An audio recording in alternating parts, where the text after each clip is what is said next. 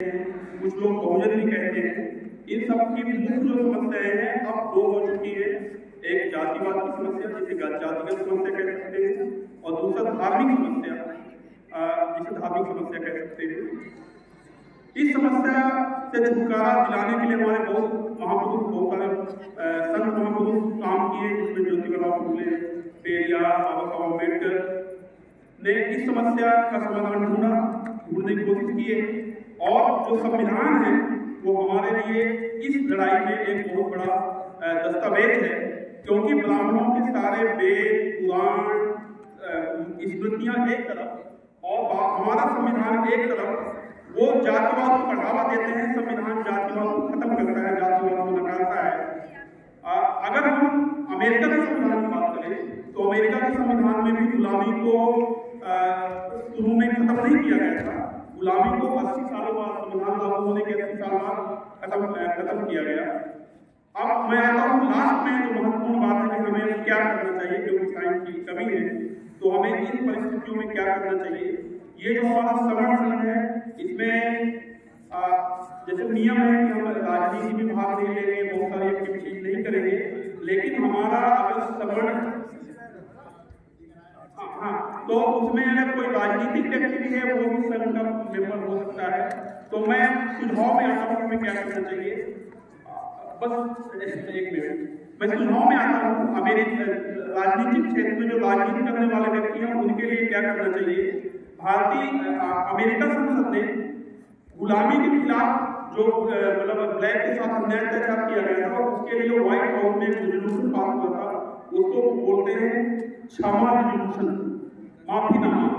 माफीनामा इसलिए पास हुआ था कि गुलामी से अगर ब्लैक को तकलीफ हुई है, अन्याय अत्याचार हुआ है, तो अमेरिका की संसद सारे ब्लैक से माफी मांगती है। इसी तरह हमारे जो सांसद और विधायक हैं उनको भी इस देश की संसद में माफीनामा प्रस्ताव लाने का प्रयास करना चाहिए, क्योंकि गुलामी की समस्या केवल 250 साल की थी और जातिवाद की समस्या हमारी 3000 साढ़े 3000 साल की। कितनी पीढ़ियां जातिवाद के अन्याय अत्याचार रही है, इसके लिए हमारी भारतीय संसद को माफी मांगनी चाहिए।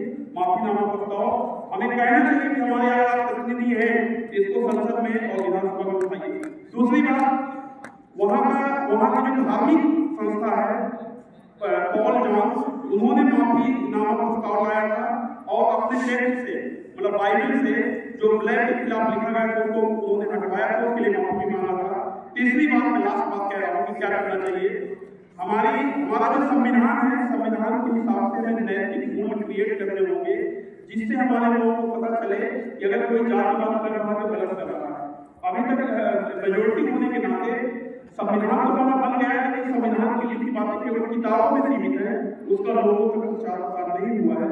तो हमारी यंग जनरेशन में उसका प्रचार प्रसार करना होगा, ताकि अगर कोई संविधान के खिलाफ बात बोले तो उसके खिलाफ वो समझ सके कि गलत बोला या सही बोला। सर धन्यवाद। आपने सारी समस्याओं की जड़ एक ही चीज में है, आप 85% है। आप इकट्ठा संविधान कहता है कि आप 51% हो जाओ और आपको जो चाहे मेरा इस्तेमाल कर लो। हम लोग 85% है, फिर भी हम लोग 3-3, 10-10, 15-15% में अलग अलग है। इसीलिए संविधान हमारे हाथ में अभी नहीं रहेगा। इकट्ठा आ जाओ, सारी समस्याओं का एक बार इलाज है। क्योंकि सम्राट अशोक के जमाने में हमारी यूनिवर्सिटियां हुआ करती थी, हम प्रोफेसर थे, हम वाइस चांसलर थे, हम उद्योजक थे, सारी आर्किटेक्चर से सारी दुनिया की सारी नॉलेज का बेस हम थे।